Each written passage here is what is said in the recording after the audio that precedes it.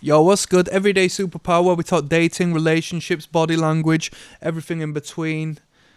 Let's get into it. I watched a couple of videos and I thought I'd chime in on this one. Um, it goes without saying.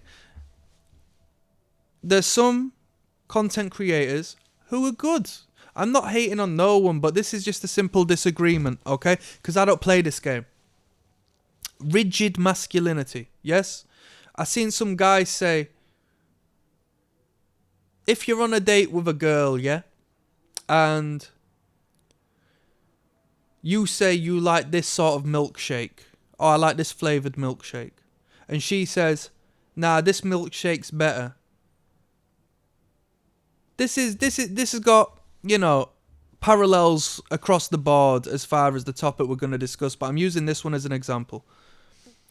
If the girl says, oh, nah, this one's the best milkshake, he says, you have to say, nah, this is the best one. You have to quite literally state and lead and put emphasis on the fact that yours is right and theirs is wrong, because you are steadfast in your opinion. And there is truth to that, because if you were to be loosey-goosey and say, yeah, you're right, that's weak, because how are you going to go against your own beliefs for the sake of pleasing somebody else? You see this. You do see this. Weak men do this all the time. Oh, yeah, you're right. To appease them and please them. And they just got walked all over, these men. So it's right in that regards. But it's wrong in the sense that you have to overtly trample over people in order for you to be right. Because it's masculine. That rigid 100% masculinity, in my personal opinion, does not work. And it stems from insecurity itself. It's alright to say, yeah, you know what? That's an half decent milkshake as well. Or it's alright to say, I don't think that one's the best. Nah, I'll stick with this. You don't have to. This is the fairer sex we're dealing with here. This is a woman. This is the feminine to our masculine. This is the half and half. We don't trample on our other half. We need the feminine to make the masculine whole. We're here just... Oh man, just the idea of indirectly harming women and hurting women because we feel we need to do so to provoke this masculine energy and presence, to me it's nonsense.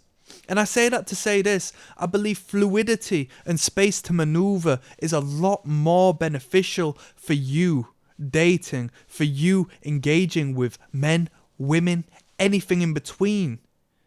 Because you become a social magician. What do you do with words? You spell words. It's spellcraft, it's magic. You become a social magician when you leave room for interpretation, when you are ambiguous, when you generalize to a degree. You are still standing on your principles. Now, I think my flavor's the best, but you know what? I got to get behind what you're saying, because that's a good flavor too. I don't have to say, no, I am man, and I have to pummel you into submission every single time you have a different opinion to me. Of course we're going to have different opinions. That's where the magic happens. We can't agree on everything, and if we agree on everything, there's no attraction. We have things in common, yes, but it's our differences that bring us together. Opposites attract. We are two different poles. You are the feminine, I am the masculine, and if I am what you are, what does that make me? But that's not to say I have to be so masculine that I have to just bulldoze you whenever I can do. That's nonsense. That is nonsense. If someone comes to you and puffs their chest out and believes that they have to be the epitome of masculinity and strength and inflict turmoil on everyone until they have their way 24/7, that's not a man. That's overcompensation. Look at their shadow side, the side they are repressing. There's a polarization. What is overt one way is incredibly overt outside of their awareness that they've pushed to the back because they're scared of it. This is game. Come on.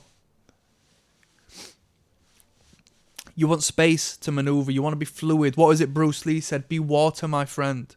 When it comes to the martial arts, you're loose. You're not stiff. You're not rigid. When you go on that date, when you're engaging with these people, You're playing chess indirect as far as your engagement is concerned. It's not in your best interest to go around annoying everyone. Should you care about who you annoy? Not necessarily. But you're going to live a problematic life if you're stepping on the toes of everyone you come across because you have to enforce this inflated sense of self that doesn't actually prove anything aside from the fact you're actually insecure.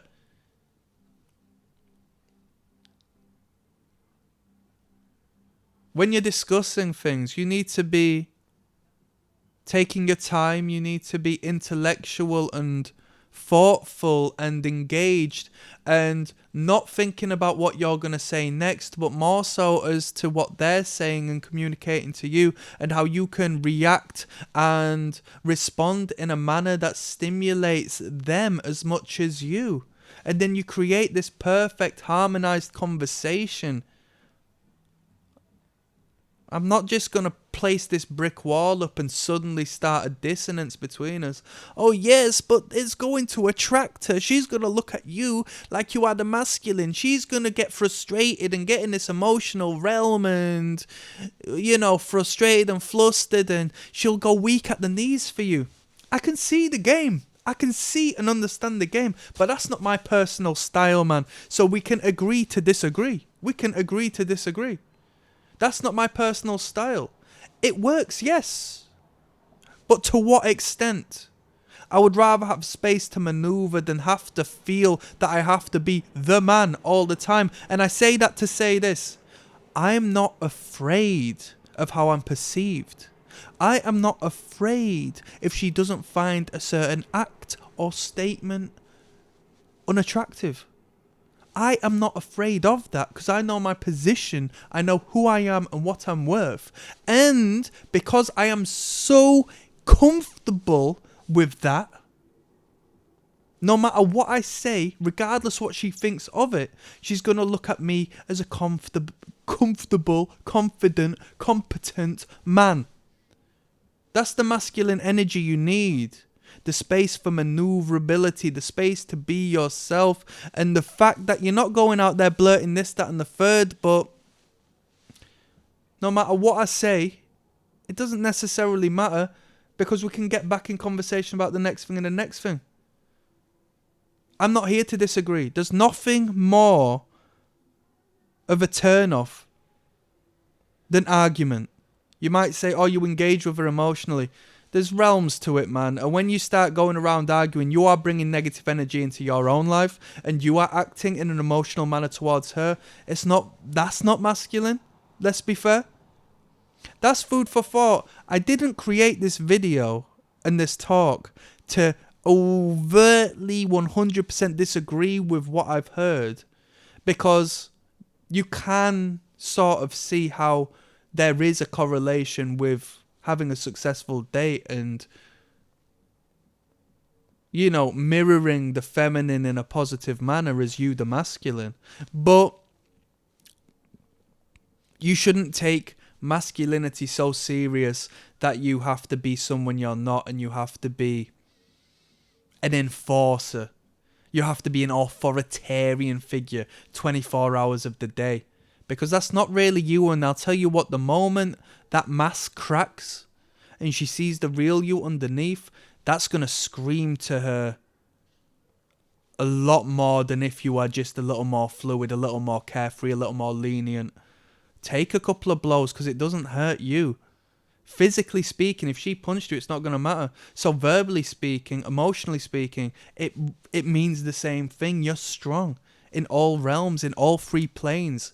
In the mental, in the physical, in the spiritual. You're steadfast, you're safe. That's game. I'm signing out. Click like and subscribe. Peace.